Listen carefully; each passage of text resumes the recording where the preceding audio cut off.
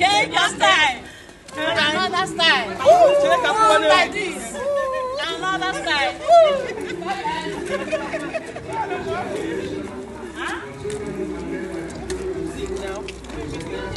Sing it to them.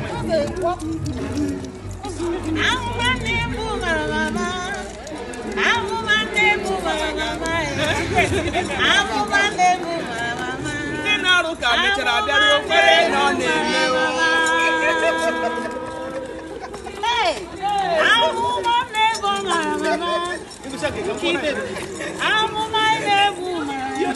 Everybody.